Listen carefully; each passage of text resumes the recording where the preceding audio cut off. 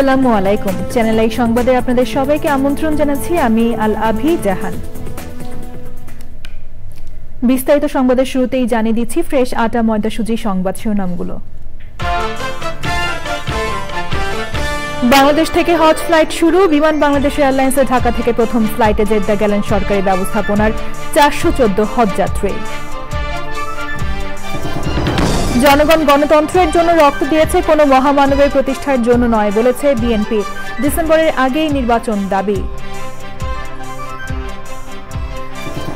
জুলাই আন্দোলনের সময়ে আশুলিয়া হত্যাকাণ্ডের নতুন ভিডিও তদন্ত সংস্থায়, তদন্তের সময়সীমা বাড়ল 1 মাস। এবং বাংলাদেশের স্পিন জাদুতে 50 রানে 7 উইকেট হারিয়ে ব্যাকফুটে জিম্বাবুয়ে। টেস্ট ক্রিকেটে তাইজুলের 16তম ফাইফার।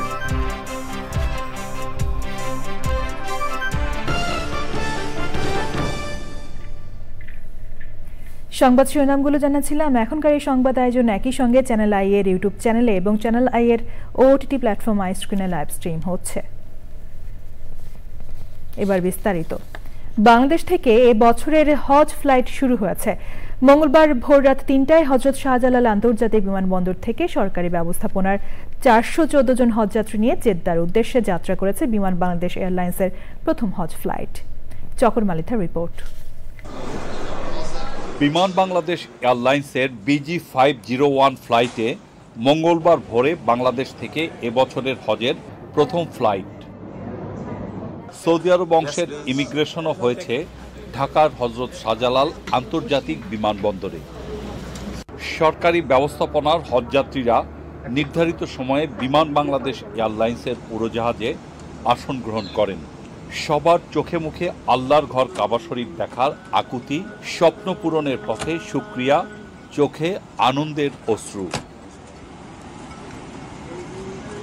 এহরামের 2 টুকরা সাদা কাপড় পরে আল্লাহর মেহমানদের উপস্থিতি এবং লাব্বাইক আল্লাহুম্মা ধ্বনি এয়ারক্রাফটের ভেতরেই অন্যরকম পরিবেশ তৈরি করে। প্রথম ফ্লাইটে যেতে পেরে খুশি হজযাত্রীরা। সরকারি ব্যবস্থাপনায় বাংলাদেশ বিমানের সম্মানিত ফার্স্ট ক্লাস হজযাত্রী হতে পেরে খুবই গর্বিত বোধ করছি এবং ইনশাল্লাহ সার্বিক হজ ব্যবস্থাপনা খুব ভালো ছিল। আল্লাহর কাছে শুকরিয়া আদায় করেন অনেকেই। এবারের সরকারি ব্যবস্থাপনায় সবকিছুই যথেষ্ট ভালো ছিল এবং সার্ভিসও খুব ভালো। আলহামদুলিল্লাহ, আল্লাহ যেন আমাদের এই যাত্রা এবং সব কবুল করে নেন। এবং আমাদের উদ্বোধনী ফ্লাইটে বাংলাদেশ বিমান এয়ারলাইন্সের সাথে যাচ্ছি। আলহামদুলিল্লাহ, এখন পর্যন্ত সকল ব্যবস্থাপনার সুন্দরভাবে সম্পন্ন হয়েছে। ইনশাআল্লাহ আশা করছি আমরা বাকি বছর সুন্দরভাবে যেতে পারবো। সকলের কাছে দোয়া প্রার্থনা। সরকারি বেসরকারি মিলে এবছর বাংলাদেশ থেকে 87,100 জনের হজে যাওয়ার কথা রয়েছে। মঙ্গলবার ভোর 3টে থেকে প্রথম ফ্লাইট শুরু হয়ে সারাদিনের 10টি ফ্লাইটে 4,180 জন হজযাত্রী সৌদি আরবের উদ্দেশ্যে রওনা হওয়ার কথা রয়েছে। আগামী 31শে মে পর্যন্ত ফ্লাইট চলবে। ফিরতি ফ্লাইট শুরু হবে 10ই জুন থেকে। চকর মালিথা, চ্যানেল আই, ঢাকা। চাঁদ দেখার সাপেক্ষে আগামী 5ই জুন হজের সম্ভাবনা রয়েছে। হজযাত্রীদের অভ্যর্থনা জানাতে ব্যস্ত সময় পার করছে বাংলাদেশ হজ মিশন, স্থানীয় মোয়াল্লেম ও সংশ্লিষ্ট এয়ারলাইন্সগুলো। মক্কা থেকে MY আলাউদ্দিনের রিপোর্ট। মঙ্গলবার স্থানীয় সময় 7:20 বিমান বাংলাদেশ এয়ারলাইন্সের প্রথম ফ্লাইটটি জেদ্দায় কিং আব্দুল আজিজ বিমানবন্দরে পৌঁছানোর কথা রয়েছে। এর মাধ্যমে বাংলাদেশি হজ যাত্রীদের হজ ফ্লাইট আসা শুরু হবে। মক্কায় আমাদের সরকারি ব্যবস্থাপনার হাজির বাড়িগুলো রেডি। আমরা সর্বশেষ প্রস্তুতি নিচ্ছি। আশা করছি যে সুন্দরভাবে এবছর হজযাত্রীরা তাদের এই পবিত্র হজ পালন করতে পারবেন। হাজী সাহেবদের খেদমতের জন্য আমরা মক্কাতে 261 জন, মদিনাতে 94 জন এবং জেদ্দাতে 50 জন হজকর্মী নিয়োগ দিয়েছি। ইতিমধ্যে বাংলাদেশ থেকে হজযাত্রীদের স্বাস্থ্যসেবায় শতাধিক চিকিৎসক ও নার্স সহ সম্মিলিত মেডিকেল টিম মক্কা ও মদিনায় পৌঁছেছেন। সংশ্লিষ্টরা জানিয়েছেন, হজ যাত্রীদের অভ্যর্থনা জানাতে বিমানবন্দরে উপস্থিত থাকবেন সৌদি আরবে নিযুক্ত বাংলাদেশের রাষ্ট্রদূত ও বাংলাদেশ কনসুলেটের কনসাল জেনারেল সহ সৌদি সরকারের উচ্চ পর্যায়ের কর্মকর্তারা। بخدمة حجاج ضيوف بيت الله الحرام من دولة بنغلاديش. طبعا المكتب مسخر لخدمة هذه الفئة من الحجاج. হজযাত্রীদের সর্বোচ্চ সেবা দিতে হজ এজেন্সির প্রতিনিধিরা মক্কায় অবস্থান করছেন। আমাদের সকল প্রস্তুতি সম্পন্ন হয়েছে ইনশাআল্লাহ। আমাদের হোটেলগুলো প্রস্তুত, আমাদের টিম রেডি, আমাদের মোয়াল্লেম এবং আমাদের সার্ভিস অফিসের সবাই আমরা তৈরি আছি হাজিদেরকে সুস্থ ব্যবস্থাপনায়, হাজিদেরকে রিসিভ করার জন্য, হাজিদের ব্যাগগুলো যেন সঠিকভাবে তাদের ঘরে পৌঁছে যায়। সবকিছু ঠিকঠাক থাকলে বিমান বাংলাদেশ এয়ারলাইন্স, সৌদি এয়ারলাইন্স এবং ফ্লাইনাসের মাধ্যমে বাংলাদেশ থেকে 87,000-এর অধিক হজযাত্রী সৌদি আরবে এসে পৌঁছবেন পর্যায়ক্রমে, এমনটাই জানিয়েছেন সংশ্লিষ্টরা। সৌদি আরবের মক্কা থেকে এম.ওয়াই আলাউদ্দিন, চ্যানেল আই। বিএনপি নেতা আমির খসরু মাহমুদ চৌধুরী বলেছেন, দেশের 50টি রাজনৈতিক দল ডিসেম্বরের আগেই জাতীয় সংসদ নির্বাচন চায়। তিনি সমমনা দলের নেতাদের সঙ্গে বিএনপির লিয়াজো কমিটির বৈঠক শেষে তিনি আরও বলেন, একটি বিশেষ মহল গণতন্ত্রকে সংস্কারের মুখোমুখি করছে, কোনো মহামানবের সমাধান দিতে পারবে না। বিস্তারিত জাকিয়া আক্তারের রিপোর্টে। গত 17 এপ্রিল থেকে সমমনা ও যুগপৎ আন্দোলনের সঙ্গী দলগুলোর সঙ্গে ধারাবাহিক বৈঠক করছে বিএনপি। এরই ধারাবাহিকতায় গুলশানের বিএনপির চেয়ারপারসনের রাজনৈতিক কার্যালয়ে বাংলাদেশ পিপলস পার্টি, আমজনতা পার্টি ও ন্যাব ভাসানী পার্টির সঙ্গে বৈঠক করে দলের লিয়াজো কমিটি। বৈঠকে চলমান রাজনৈতিক পরিস্থিতি ও আগামী জাতীয় নির্বাচন নিয়ে কথা বলেন নেতারা। বৈঠক শেষে আগামী মাসে অন্তর্বর্তী সরকারকে নির্বাচনের রোডম্যাপ ঘোষণা করার দাবি জানান সমমনা দলগুলোর নেতারা। ডিসেম্বরের মধ্যে যদি নির্বাচন করতে হয়, আগামী মাসের মধ্যে নির্বাচনী রোডম্যাপ এই সরকারের থেকে আমরা চাচ্ছি। আন্তর্জাতিক গণমাধ্যম আল জাজিরাকে দেওয়া সাক্ষাৎকারে নির্বাচন নিয়ে প্রধান উপদেষ্টা ডক্টর মোহাম্মদ ইউনূসের বক্তব্যের সমালোচনা করে বিএনপির স্থায়ী কমিটির সদস্য আমির খসরু মাহমুদ চৌধুরী বলেন, গণতন্ত্র ফিরিয়ে আনতেই 24-এর আন্দোলন হয়েছে। কোনো মহামানবকে বাংলাদেশের দায়িত্ব দেওয়ার জন্য বাংলাদেশের মানুষ নির্বাচনে, এই বাংলাদেশের মানুষ আন্দোলন সংগ্রাম করে নাই, ত্যাগ স্বীকার করে নাই। আর কোনো মহামানব কোনো দেশের গণতন্ত্রের সমাধান দেবে, তার জন্য বাংলাদেশের জনগণকে অপেক্ষা করতে হবে, এটা বিশ্বাস করার কোনো কারণ নেই। তো জনগণ বলতে কারা?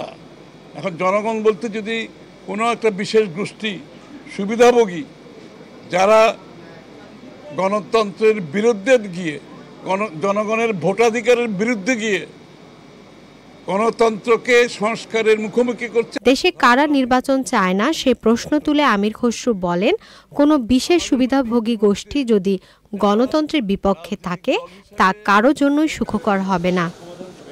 Zakia Akter, channel I, Dhaka. জুলাই আন্দোলনের সময় রাজধানীর কাছে আশুলিয়া হত্যাকাণ্ডের আরও একটি গুরুত্বপূর্ণ ভিডিও পাওয়া গেছে বলে জানিয়েছে আন্তর্জাতিক অপরাধ ট্রাইব্যুনালের তদন্ত সংস্থা। ওই ভিডিও নিয়ে তদন্ত করা জরুরি উল্লেখ করে তদন্ত সংস্থা আদালতের কাছে 25 মে পর্যন্ত সময় নিয়েছে। এনামুল কবির, রূপমের রিপোর্ট। জুলাই গণ অভ্যুত্থানের সময় রাজধানীর কাছে আশুলিয়ায় হত্যার পর মরদেহ ও আহত মানুষকে পুড়িয়ে ফেলার ভিডিও তদন্ত সংস্থার হাতে আগে থেকেই ছিল।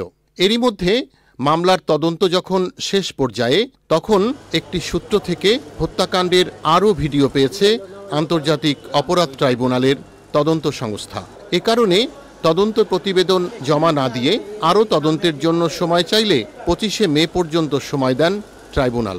হত্যা করা হয়েছে, পোড়ানো হয়েছে, একজন জীবিত ছিলেন, তাকে পোড়ানো হয়েছে। এখন আমরা যেটা পেয়েছি সেটা হচ্ছে যে হত্যাকাণ্ড সংগঠনের একটা ভিডিও চিত্র আমরা পেয়েছি।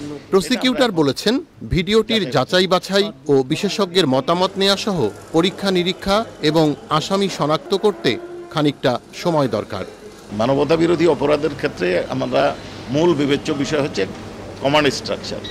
কমান্ড স্ট্রাকচারের বিরুদ্ধে বিষয় তদন্তটা আমরা মূলত করি। তার সাথে পারপেট্রেটর যারা আছে, যারা হত্যাকাণ্ড সংগঠন করে বা অন্যান্য অ্যাট্রোসিটির সাথে জড়িত থাকে, তাদের বিষয়টা আমরা তদন্ত করি। এখন কোনো তথ্য যদি আমাদের সামনে আসে নতুনভাবে, সেই তথ্য ইগনোর করে তো আমরা তদন্ত রিপোর্ট দাখিল করতে পারব। গ্রেপ্তার দেখিয়ে নরসিংদীর ছাত্রলীগ নেতাকে আদালতে হাজির করা ছাড়াও দিনের শুরুতে আদালতে আনা হয় সাবেক আইজিপি চৌধুরী আবদুল্লাহ আল মামুন ও এনটিএমসির সাবেক ডিজি, অবসরে যাওয়া মেজর জেনারেল জিয়াউল আহসান সহ 12 পুলিশ কর্মকর্তাকে।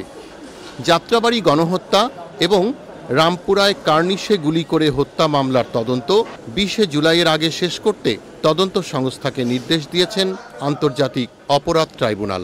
অসুস্থ স্বামীকে দেখতে যাওয়ার জন্যে সাবেক মন্ত্রী দীপু মনির আইনজীবী তার প্যারোলে মুক্তির আবেদন জানালে আদালত যথাযথ কর্তৃপক্ষের কাছে যেতে বলেছেন। Enamul Kabir Rupam, channel I, Dhaka. কানাডার সাধারণ নির্বাচনে জয় পেয়েছে লিবারেল পার্টি। আবারও প্রধানমন্ত্রী হচ্ছেন দলটির নেতা মার্ক কার্নি। কানাডার গণমাধ্যম সিবিসি নিউজ এবং সিটিভি নিউজ জানিয়েছে, লিবারেল নেতা কার্নি প্রেসিডেন্ট ডোনাল্ড ট্রাম্পের ট্যারিফ এবং বাণিজ্য নীতির বিরুদ্ধে লড়াইয়ের জন্য তার কাঙ্ক্ষিত ম্যান্ডেট পেয়েছেন। এটি লিবারেলদের টানা চতুর্থ মেয়াদের জয়। মার্ক কার্নি পেছনে ফেলেছেন কনজারভেটিভ নেতা পিয়েরে পলিয়েভ্রেকে। সাবেক প্রধানমন্ত্রী জাস্টিন ট্রুডোর পদত্যাগের পর কার্নি লিবারেলদের কেন্দ্রীয় ধারায় নিয়ে আসেন। নির্বাচনী প্রচারে ভিজানে তিনি কানাডাকে ডোনাল্ড ট্রাম্পের অপশক্তি থেকে মুক্ত করার প্রতিশ্রুতি দেন। নির্বাচনের প্রাথমিক ফলাফলে লিবারেলদের জয় নিশ্চিত হলেও তারা নিরঙ্কুশ সংখ্যাগরিষ্ঠতা পেয়েছে কিনা তা আরও পরে জানা যাবে।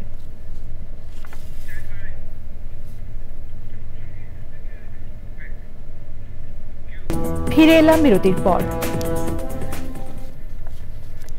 নোয়াখালীর বেগমগঞ্জে ইয়াসিন আরাফাত শাকিল নামে এক যুবককে গুলি করে হত্যা করেছে সন্ত্রাসীরা। শাকিলের ছোট ভাই শুভকেও সন্ত্রাসীরা কুপিয়ে জখম করে। বেগমগঞ্জ মডেল থানার কর্মকর্তা মোহাম্মদ হাবিবুর রহমান ও স্থানীয়রা জানায়, গত রাত 8টার দিকে শাকিল সহ কয়েকজন বেগমগঞ্জ উপজেলার ছয়ানীর গঙ্গাপুর বাজারে একটি দোকানে বসে চা পান করছিলেন। সে সময় সিএনজি চালিত অটোরিকশা করে 5 জন অস্ত্রধারী এসে দোকানে বসে এক তরুণকে তুলে নেওয়ার চেষ্টা করলে শাকিল সহ কয়েকজন তাদের বাধা দেয়। তখন সন্ত্রাসীরা শাকিলকে গুলি করে এবং তার ছোট ভাই শুভকে কুপিয়ে জখম করে। পরে স্থানীয়রা অস্ত্রধারী 3 সন্ত্রাসীকে আটক করে গণধোলাই দেয়। ফ্রেজাইল এক্সিস্টেন্স কিংবা ভঙ্গুর সহাবস্থান শিরোনামে শেষ হলো চিত্রশিল্পী হারুনুর রশিদের একক দ্বিতীয় চিত্র প্রদর্শনী। রাজধানী গুলশানে নেদারল্যান্ডস দূতাবাসের গ্যালারিতে এ উপলক্ষে আলোচনা ও অনুষ্ঠান হয়েছে। প্রদর্শনীতে শিল্পী তার চিত্রকর্মের মাধ্যমে বিশ্বায়ন, নগরায়ন এবং পরিবেশগত বিপর্যয় প্রভাবকে গভীরভাবে তুলে ধরেছেন। স্বকীয়তা সৃষ্টির অনুষঙ্গ হিসেবে বেছে নিয়েছেন হাজার বছরের বাংলা সংস্কৃতি ও ঐতিহ্যকে। পরিবেশের বিপন্নতা সহজাতভাবেই রঙের প্রলেপ ও রেখার টানে উদ্ভাসিত হয় শিল্পীর চিত্রপটে। ফুটে উঠেছে প্রাকৃতিক রূপ, স্থাপত্যের উপাদান ও যান্ত্রিক কাঠামোর সমন্বয়ে মানব সভ্যতার অতীত ও ভবিষ্যতের টানাপোড়েন। প্রদর্শনীকে বৈচিত্র্যময় করেছে শিল্পীর ছেলে মেঘদূত মিহিরের শিল্পিত উপস্থিতি। মিহিরের আঁকা 14টি ছবি ভিন্ন মাত্রা যোগ করেছে প্রদর্শনীতে। প্রকৃতি, সাংস্কৃতিক ঐতিহ্য এবং আধুনিক সভ্যতার সম্মিলন ঘটেছে চিত্রকর্মে। অনুষ্ঠানে উপস্থিত ছিলেন নেদারল্যান্ডসের রাষ্ট্রদূত আন্দ্রে কার্টেন্স, ঢাকা বিশ্ববিদ্যালয়ের চারুকলা অনুষদের পরিচালক মোস্তফা জামান সহ অন্যরা। নেদারল্যান্ডস দূতাবাসের আয়োজনে অনুষ্ঠানের সহযোগী সামাজিক সংগঠন we can together.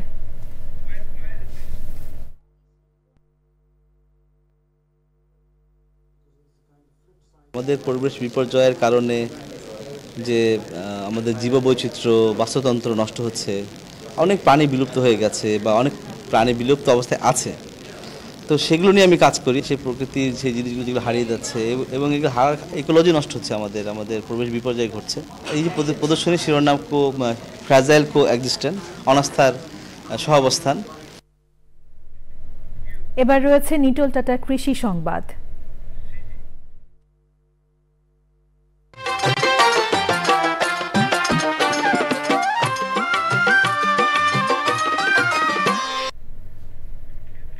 Pakistani long জাতের বাসমতি ধান চাষ করে সফল হয়েছেন যশোরের এক কৃষি উদ্যোক্তা।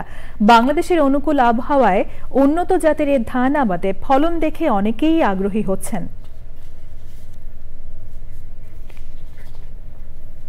এবার প্রকৃতি সংবাদ।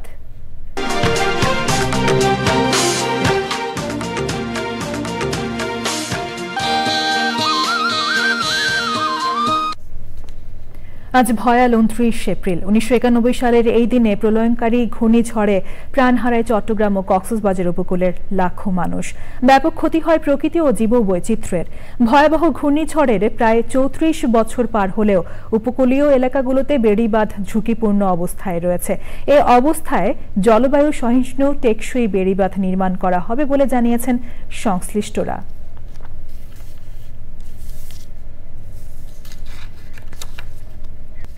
চ্যানেল আই এর সর্বশেষ সংবাদ জানতে ভিজিট করুন channelionline.com এ। যুক্ত থাকুন আমাদের সোশ্যাল মিডিয়া প্ল্যাটফর্মগুলোর সাথে। পরবর্তী শীর্ষ খবর দেখার আমন্ত্রণ জানিয়ে শেষ করছি। সাথে থাকার জন্য ধন্যবাদ সবাইকে।